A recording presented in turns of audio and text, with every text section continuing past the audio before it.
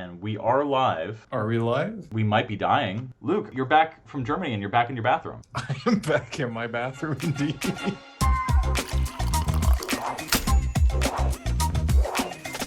So today we're doing something I think is kind of fun. This is going to be more of a freewheeling discussion, and we're definitely going to need some help from people in the chat, which is why I've been futzing around trying to get this right this whole time. I feel like Noah is going to watch this later and be like, Sean, just get onto a Zoom call with me and I will help you set this up so that your life can be easier and my life can be easier.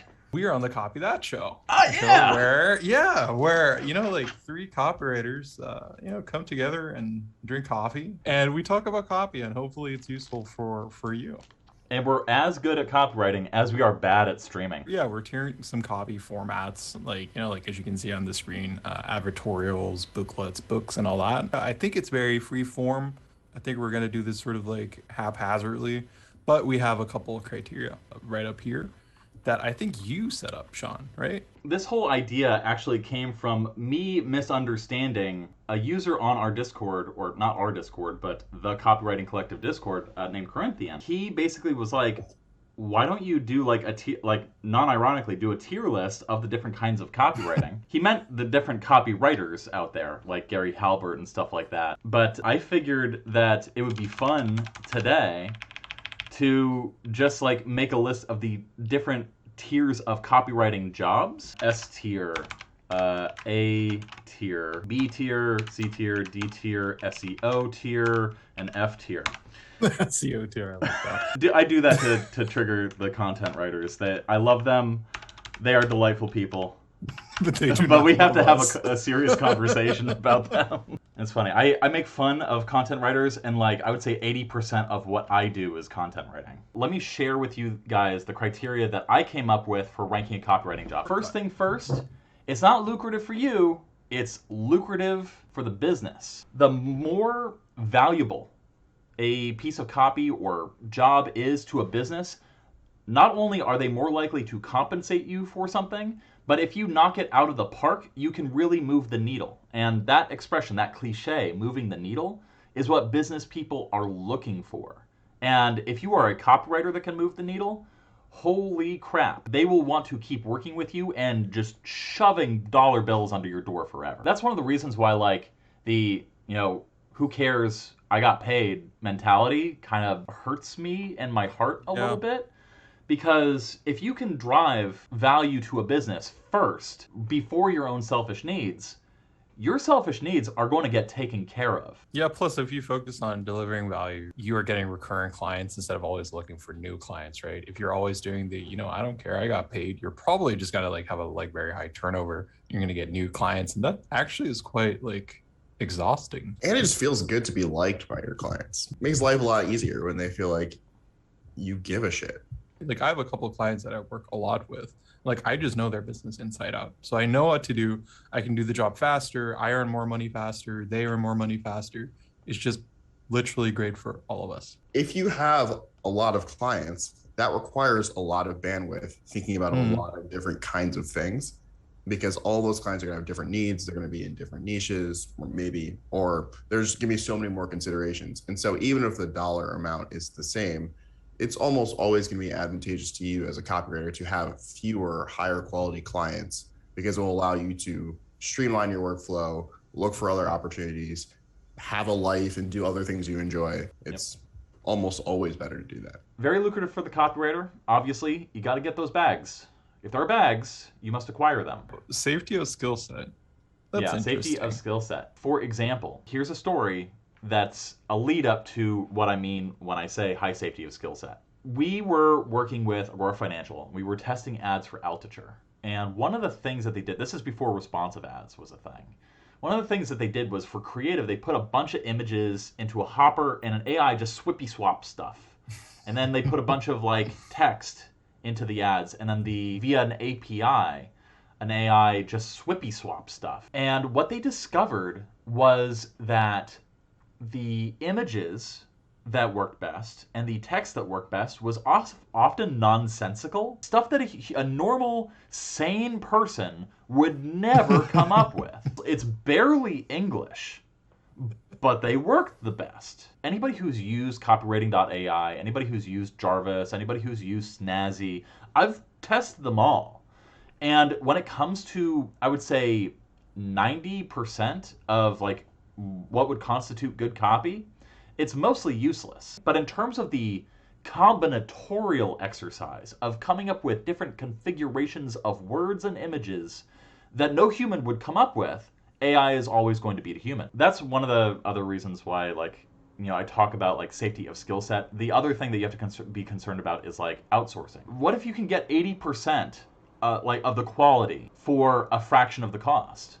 Yeah. Your job's at risk. You want your skill set to be as anti-fragile and as secure as possible. Next one is low commodification. That's the outsourcing that I just referred to. You don't want to be undercut by people on Fiverr. You want your skill set to actually be good enough that you can justify your existence on somebody else's ledger. Copy that requires ongoing work. This might sound counterintuitive to people, but if you have a job, say, for example, you write a long-form direct sales package and you need to be constantly generating creative for that, it's easier to justify a retainer if you're going to be constantly spinning up ads. Yep. Another thing too is that if you have a project that requires ongoing work, not only can you ask for a retainer, but also that allows you to open the door for larger sales campaigns, especially if you can get a direct connection to like the bottom line, some sort of measurable component of that. You can ask for either like bonuses, incentives, royalties, things like that. So anything that requires ongoing work is likely going to be much more profitable for somebody. The other thing is high scalability. If you just write one, let's say, report for somebody's paid list and like only 250 people are ever going to see it, obviously that copy is not going to be super scalable. Not a whole lot of people are going to see it, and so your results are going to be like, eh. Like you're never going to like know how your work is actually doing out there. I've had literally millions of people look at stuff that I've written. I can say that and articulate that and lever that into more work. High portability, the ability to do the job anywhere. Very fun and or fulfilling. The job is just fun. It's actually a joy to do. Like you wake up in the morning and you're like, yes, I'm pumped. I can't wait to get started on work. That is the criteria. Are you writing in an F tier niche? Oh yeah. Now you're gonna know if you're gonna be an F tier. Are you missing an S tier opportunity? You are now in the right place. You are about to find out exactly how valuable emails really are. This might be a little controversial, but I would like to throw out space ads as S tier. Space ads as S tier. Really? Why? I think until really recently, I have always underestimated space ads, but they are everywhere, and the vast majority of them suck. But the ones that land well are just like so good. And I'll find myself on like a random like Wikipedia or on a random website, and I'll see a space ad where I'll be like, did you see what this celebrity did last week? And I'll be like, no, I didn't. I need to know right now. And I click. So a space ad is pretty much any of those ads you'll see like in the sidebar or in the footer, or I guess even sometimes in the middle of like a page on a website. They are, I believe they're PPC almost always. And so you can like pay to have for a space on someone else's website to have your ad displayed there. Usually they will have an interesting visual component and then like a clickbait headline. Like display ads, you can also have space ads inside newsletters. You can have space ads are also sometimes called inserts. Banner ads are a type of space ad. You're literally selling ad space to somebody. That's why they're called a space ad. Here's the thing. Space ads can be good for acquisition, but for a business, oftentimes it's like a buckshot strategy. Okay. Like, you're not always going to get your best customers from a space ad. So it's not always very lucrative for a business, but it's great for testing copy ideas that you can then expand into full campaigns. There's also a low commodification, like, of skill set that we want. And space ads, I'll be honest, AI does space ads better than humans. If I were going to be paying for a space ad, somebody for like an actual space ad to test, I'm going to pay maybe $5 to $10 for one, and I'll consider running it.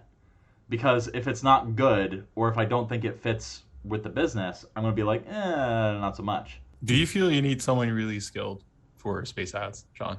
Like when you're hiring? That's the thing, though. No, I don't. Like, I can get on Fiverr and get a bunch of space ads, and then I can sort of like work with the putty that's on the table. I would never pay somebody very much money for a space ad. I can whip out 20 of them in an hour. I'm leaning more towards C tier, C or D. Yeah, tier. I was like initially at like B, but now that you also say that like you're not gonna like you wouldn't spend a lot of money on them, and like I would agree with that, I would be like more inclined to go towards C. I will allow this. Space ads. All right. Found out. We have a few people in the chat who came up with like emails. Emails are S for sure. For me personally, emails are A or B. I'd say A. Are we considering these at like the pinnacle of performance?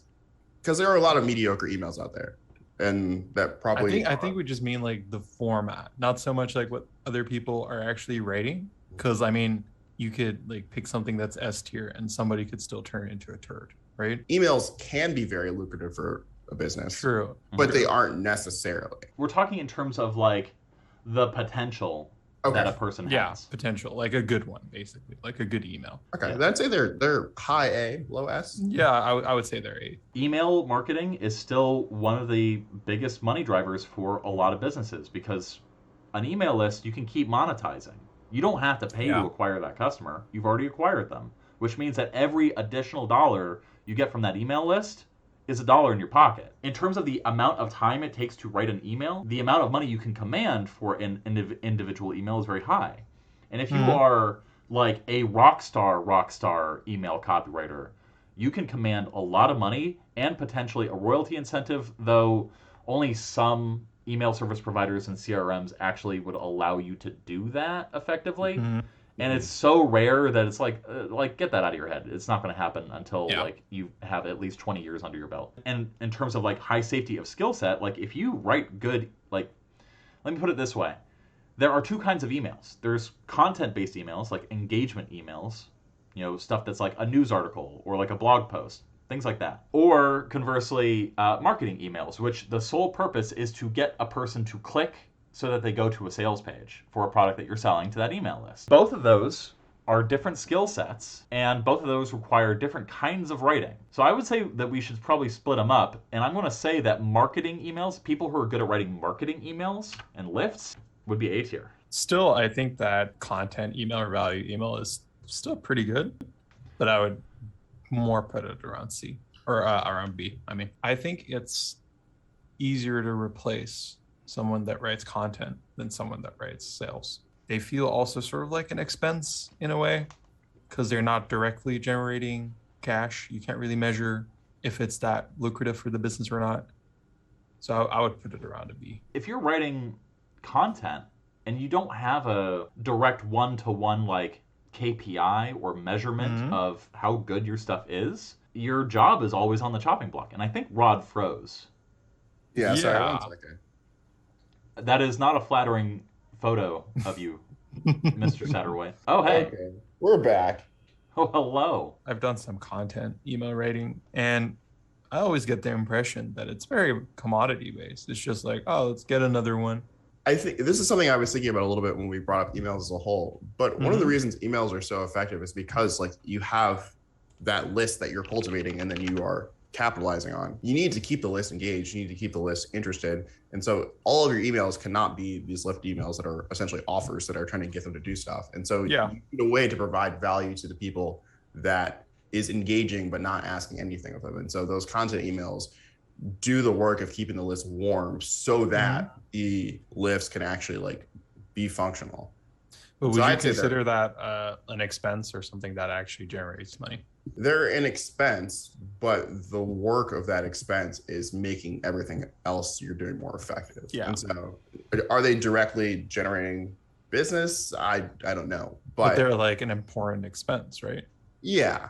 Yeah. So what do you guys think a good spot is? Honestly, I'm leaning towards B personally. Me It's too. an expense the same way that an accountant or lawyer is an expense. You would rather not pay for this person, but you kind of have It's just to. part of doing business, you know. It's an expense, but it's a good one because without it, you probably wouldn't be as effective. Like if it was not effective or if it was not like useful, it would be F tier, right?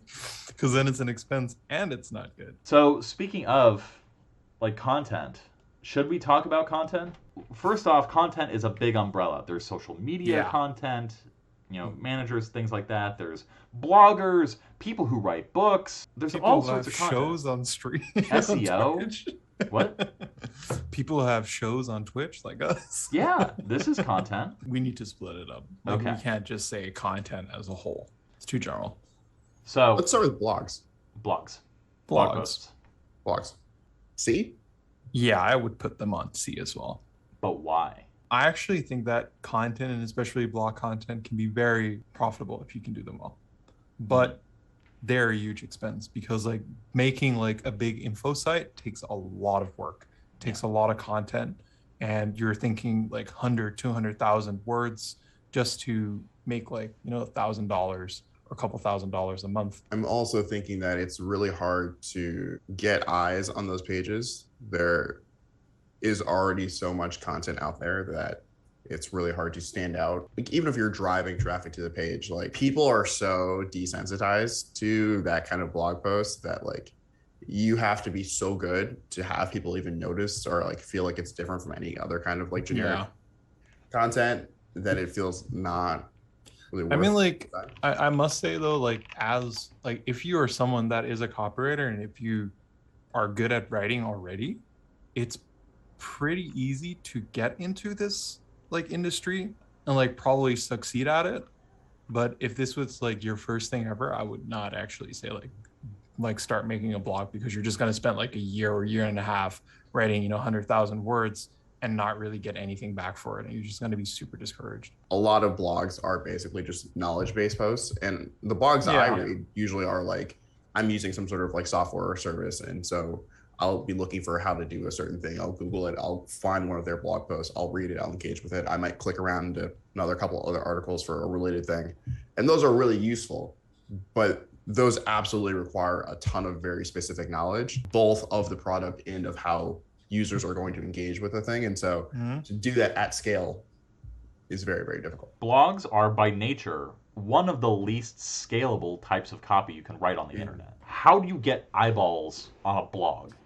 Like, take a moment, like pump the brakes a little bit, Mr. I'm going to write a blog post on Fiverr for people and just keep doing that. How are you going to get eyeballs on your work? Learn SEO. That's the only other way you're going to provide valuable blog content for a business. For most people, like blogs or like blog-based content is probably not the way to go. From like a business perspective and like the actual potential that you can have with blogs, I would not put them that far down. If you are able to play that game well, you can make a lot of money and you can do it in a somewhat stable and predictable way, but it's very complicated to be able to do that. It could be a B if you're really good at the game, but for most people, I would say it's like a D. I'm going to say C. Okay. Yeah. What about blogs' older, more attractive cousin, the advertorial? The advertorial. So what is an advertorial? Often it's edutainment content or just educational content with a CTA at the end. Advertorials are as old as dirt. It is an ad disguised as an editorial article. What that means is you can pay for a magazine or a newspaper to run an ad that has the look and feel of an article that would normally run on the page, except it's promotional material. It's like a good option if you like content writing but want to go more towards the marketing writing. So where would we put that? I would put it at a B personally, BA, something like that. Are they better or worse than content emails? Let's see. I think they're better. I'd say they're worse. I think it's more important to engage people who are already showing interest, who are on your list, than to potentially get people on the front end. To me, an advertorial is one piece of the whole direct response machine. Usually it's just to get that first engagement to then pull them towards, say, a sales letter. So to me, like an advertorial is like a very important or crucial piece. I'm going to side with Luke on this one, Rod, because a good advertorial not only does it engage well and entertain people on the list, it also links directly to a sale. What can I say? I've been told before that I have a bit of a back-end bias. Did you really just say that? I would say that I would either put it at B or low A. And so I'm on the fence, but I would say like just averaged out, I'd probably put it at B. I would have also put it at B. But... Robert just put the Patreon link in the show for it. I appreciate that. The patreon.com/thecopythatshow, which is where we have our patreon.com/thecopythatshow. What is the next copy that we are going to tier? PPC ads. PPC ads. And that's different from space ads, because I would say let's do SERP. Let's do search ads.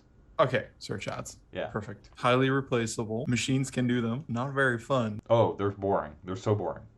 They are scalable, though. They're super scalable. You can get a lot of eyes on them. Let me put it this way. With search ads, there are people that write them. There are people that manage the platform. And there are people who do both. People who write them, that's F tier. You have no job security. They are not worth that much money. In terms of the fun or fulfilling component of that, like, what a grind. Just sit there and write 50 different strings of exactly 30 characters that sell, like, men's wristwatches. What a fucking nightmare. Here's the thing. If you learn to manage a platform and can do the writing, be like, hey, sell your service, like, hey, I will manage your Google ads, I'll manage the testing, I'll manage the bidding, I'll manage like all the technical components of that and the responsive AI combinatorial aspect. Search engine ads, probably F tier. And then, but like actually managing ads for a platform, I've paid somebody a cut of like a percentage, a big percentage of ad spend because they were a fantastic media buyer. Then you're a media buyer who's doing a little bit of copywriting, not a copywriter who's... Yeah, we're strictly talking like from the perspective of a copywriter, right? If we're talking about the skill, like the copywriting skill here, then it's F tier. If it's the overall value you can add to a business by having a whole bunch of other skills, then we can rate it higher. But I don't think that's what the tier is talking. We're ranking copywriting. We're not ranking marketing skills. One that's related to this is like something like, say, product descriptions. I feel they're quite grindy. Like I've seen clients that are like, hey, can you write me like 50 product descriptions? Like from like on Amazon or wherever they want them. Usually they're short, like say like 100 words, 150 words. What do you guys think about them? Yeah, I would put product descriptions right there alongside Search PPC. Those are being replaced by AI right now. Like I have 2 AI copywriting services that I subscribe to, pay for, and do not use. Product descriptions, they just poop out a billion product descriptions like that. I just need to like put in some keywords like skirt, brown, light, flowy, and then it just writes it for me. But also, like I don't ever find myself in a position where I need a lot of product descriptions. So it's not particularly lucrative. It's just a boring, grindy thing that needs to happen, but ultimately doesn't drive a whole lot of value for a business. So interestingly enough, though, like we did we talked about product descriptions when we looked at the diapers on like Amazon. Yeah. And that felt very much more like sort of like a mini sales letter, right? Do we consider all the thing that we reviewed just a product description, though? Amazon product descriptions often feel like not just product descriptions. It's just like huge dump of marketing material. So like that will include the literal product description. That will include a number of like visual elements that are like from wherever. It'll have like often like ads within the product description, like discounts or bonuses, all sorts of crazy stuff in there. We'll do short form product descriptions as F tier. Okay. Yeah, I agree. Starting from today, episode 2 of Copy That went up onto the YouTubes, and now we actually have a process in place for every Thursday. We're going to have the past episodes of Copy That going up online. Let's talk about product sales pages, because I think those count as landing pages, but landing pages are themselves an umbrella Very term. nebulous. Yeah, you got like lead gen pages, you got sales pages, like it's hard. Let's rank landing pages. Product sales pages, we'll just call them sales pages. And a sales page is like a bunch of copy that's designed to get you pumped for a product, and sometimes there's an order form on that page, or sometimes there's a link to an order form. Where would we put sales pages? A tier. If you're good at writing sales pages, we've finally found something that's S tier. Yeah. If you're good at writing sales pages, you can make money for the business, money for yourself. It's hard to replace you because not a lot of people that are good at actually writing sales copy. Long form direct response copy or long form direct response financial copy, for example, those are sales pages. Sales pages encompasses a lot, and you can have a sales page for Huggies diapers, as we reviewed in the past. You can have a sales page for a financial newsletter that tells you what options to buy. A sales page, not only is there a huge variety, the amount of research and sort of lateral thinking that you need to do, that's where the creativity of copywriting comes in. There's a content component too, like you have to actually articulate and write well and think well. It's lucrative for the business. You can get a ton of money. Businesses need a bunch of sales pages. They need to test them, so you can do releads or reconfigurations to test them. So there's repeatability. A bunch of people look at them. It does require ongoing work. A good sales page, not easily replaceable by AI. Being a good sales page writer is a craft. It's no longer just a job. Like, you really need to be a specialist if you want to do this well. And that's why you get paid so much for it, if you can do it well. I mean, all of these, like, if you can do it like better than anybody else on the planet, you can get paid a lot of money for it. Yeah. I originally said A because I think there is something comparable, but in my opinion, slightly better, and that is VSLs, or video sales letters. Would you guys agree with that as S tier? Here's the thing. VSLs often and very frequently do appear on sales pages. I do think they're separate enough to warrant their own tier, though, because you could market yourself just as a VSL writer and you would do quite well if you're good at it. A VSL really is just landing page copy, sales landing page copy, that somebody is reading over a video. I would put VSLs, S or A. Definitely S. There's something about combining like the visual arguments with literally the word arguments and all that stuff. I think that just puts it up there for me. I would say VSLs or any sort of like video ads. People will pay a lot of money for that because they can make a lot of money from that. What's a D tier type of copy? I SEO. actually would have said I'm that kidding. short form product descriptions were D tier because they seem like they're a little more complicated than PPC ads. With snazzy.ai or Jarvis or conversion.ai, I literally can put in some keywords and then just poop out a bunch of product descriptions. It's hard. How do we feel about ebooks? Are ebooks D tier? I guess those are a lot of effort for maybe what they're doing. I mean, obviously they're great for lead gen, but in your own business, I don't think ebooks are bad. Like, they have a definite function. Like, they can make you an authority, make you an expert because you've written a book, right? A lot of ebooks are used as lead gen material. Yeah. Like, hey, give me your email address, I'll send you this book. What is the best ebook writing offer you've ever seen? If you can get in the publishing industry, and if you can demonstrate that you're good, I think you can get up to like 20,000 on book deals, maybe even more. But all I've seen on like Upwork is like, $500 for an ebook. I was actually having a conversation with somebody yesterday that was sort of along those lines. Like, oh, like I want to make an ebook because I see other people making ebooks. And it's like, if you just sit down and start like writing a ebook willy-nilly without understanding how this works, it will be incredibly expensive, incredibly time intensive, and it will make you $0 as you try to spend and just throw money away trying to drive traffic to it. And I want to put lead magnets here too. yeah. Speeches might be D tier. That's the resident Ron, you're a speechwriter. I'll be real. I love writing speeches. Speeches are so much fun to write, but they are not lucrative for businesses, like at all. The difference between a good speech and a bad speech is like how good it makes the speaker look. But almost any occasion in which someone is speaking and they hire a speechwriter, no one actually gives a fuck how good they look. No one's going to be like, oh, the CEO's speech was so bad, we're all going to work way worse this month. No, that doesn't happen. They're not particularly lucrative for the speechwriter. There is a high safety skill set, but like relative to how much money you're making for it, that just means that the barrier to entry is relatively high, which is, I don't think is a good thing. Like, is it D tier then? I would say it's D tier. Like Rod, I Yeah. think you make a very good argument because you're a good speaker. I've practiced. You Well, successfully yeah. argued that your skill is worthless. I've convinced everyone with my speaking that speaking is worthless. What about printing or writing for print ads? A print ad is just a space ad. There's digital space ads, and then there's like an actual print ad. Something that you would see like on a diner menu. For certain kinds of businesses, it can be very lucrative. Because they drive direct sales, because there's a measurable, like, lucrative component to it, I'm leaning towards putting print ads in B tier. I could settle for Yeah. B. Yeah, I could work with that. That's cool. I won't cry myself to sleep tonight if we put them in B.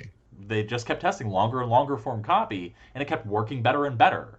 And so what happened was, well, why don't we innovate the format of the sales letter a little bit? And that's how the Magalog was invented. And it was in the 90s, it was like literally just a sales letter that was disguised as a magazine. It was the typical length of a sales letter at that time, 16 to 32 pages. And then in the late 90s, early 2000s, the innovation of the bookalog, which is Magalogs kept getting longer and longer. So eventually somebody decided to test, well, why don't we just send people a book? People kept testing longer and longer copy, and it kept fucking working. Magalogs and bookalogs are B tier.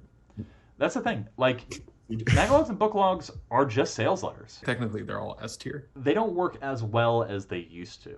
And they But are I would say that they're better than lifts.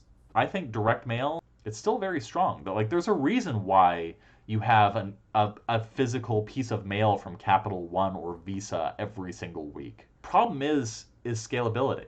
The cost to print off 10,000 glossy mailers versus the risk-reward cost-benefit of just emailing 200,000 people the same thing. Like, it's such a pattern interrupt nowadays as well. I get spammed emails. Like, I sign up for, like, say, like a financial front end. I get all these emails, but not a single one of them, like, asks for my address and sends me a book. If they would, I would be much more susceptible to what it is they're doing. I don't know how everyone else is, but when I get stuff in the mail, I usually just go straight into the trash. But okay, so what if you had some opt-in and it said like, hey, you can get this free book, and instead of like giving you the ebook like everyone else does, they actually send it to you? Would you be more impressed? To me, that's more like in the lead gen category than like a Magalog. Luke, when was the last time you bought something based on something that was sent to you in the mail? I barely get stuff in the mail. Rod, when was the last time you bought something that was sent to you in the mail? I actually know exactly. This was in 1999 when I saved $20 from my allowance over the course of like 8 weeks to buy a toy from a catalog. I'm going to put direct mail and physical copy in B tier because there's still some potential, but for me it's more like B minus tier. Physical copy, mailers, direct mail, Magalogs, bookalogs, and then in the interest of time, I'm going to put SEO blogs at A tier because they're so good, they're super good, and we value everything that they do. That's it. It should be S tier. Oh yeah, SEO blogs, absolutely. Yeah. S tier. S for SEO. Have a criteria for how you would grade copy out there in the world. And a lot of the grade has to do with like the scalability of it, the portability of it, whether you can do it as a freelancer, whether it's lucrative for the business, and in turn, therefore lucrative to you potentially. These are the things that you got to be thinking about. The things that we've talked about are things that you need to be thinking about, and this is what you should have in mind when you are applying to jobs on Upwork and when you're trying to decide whether to do this job or this job. Let's put actually everything in F tier. Everything belongs in F tier. You need to put like one thing in S tier. Oh, Which is going to be SEO blogs. SEO blogs.